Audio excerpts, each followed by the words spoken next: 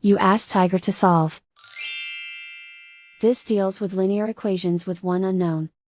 The final result is b equals -9/11.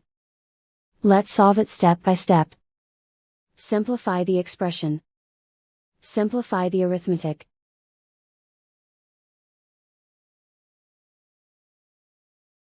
Group all b terms on the left side of the equation.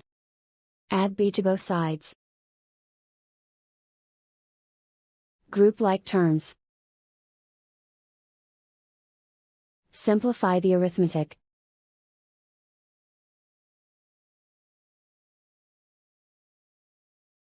Group all constants on the right side of the equation. Add 9 to both sides.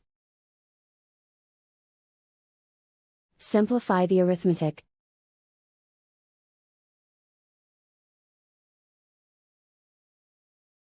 Isolate the b. Divide both sides by -11. Cancel out the negatives. Simplify the fraction. Move the negative sign from the denominator to the numerator. And so the final result is b equals -9/11.